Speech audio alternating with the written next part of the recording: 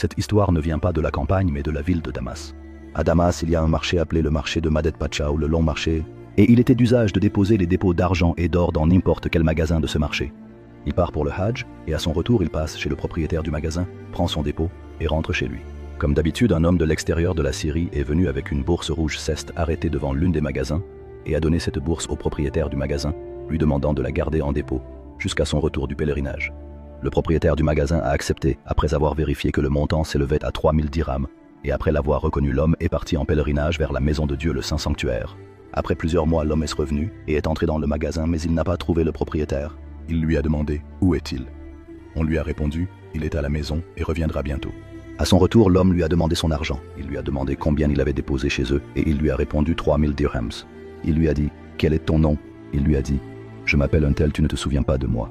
Il lui a dit « Quel jour était ce ?» Il a dit « Tel jour » et l'homme a commencé à se méfier des questions. Il lui a dit « Quelle est la couleur du portefeuille dans lequel tu les as mis ?»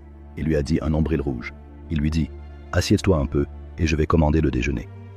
Il s'excusa en disant qu'il avait une affaire urgente et qu'il reviendrait immédiatement.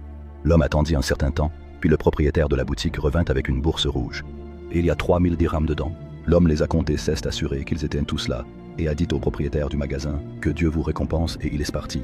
Alors qu'il marchait dans le marché, il vit quelque chose d'étrange. Il s'approcha pour s'assurer, entra dans la boutique et la surprise fut « C'était la boutique où il avait déposé son dépôt. » Il a dit au propriétaire du magasin « Salam alaikum ». Le propriétaire du magasin lui dit « Wa alaikum assalam wa rahmatullah ». Qu'Allah accepte votre pèlerinage et louange à Allah pour votre sécurité. Voici votre portefeuille, il contient 3000 dirhams. L'homme fut stupéfait. Alors il lui raconta ce qui s'était passé, qu'il s'était trompé de boutique et qu'il était entré chez son voisin, qu'il lui avait donné l'argent et qu'il n'avait pas douté de ses paroles.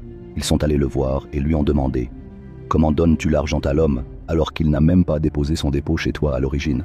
Il leur dit alors « Par Allah, en dehors de qui il n'y a pas de divinité, je ne le connais pas et je ne me souviens pas qu'il ait une confiance chez moi. » Mais quand j'ai vu qu'il était sûr de ce qu'il me disait et qu'il était étranger à ce pays, j'ai pensé que si je ne lui rendais pas sa confiance, il partirait le cœur brisé et raconterait à sa famille que sa confiance a été volée en Syrie, ce qui répandrait la réputation de tous les Syriens et non seulement de la personne qui lui a volé sa confiance. Je me suis souvenu des paroles d'Allah Tout-Puissant.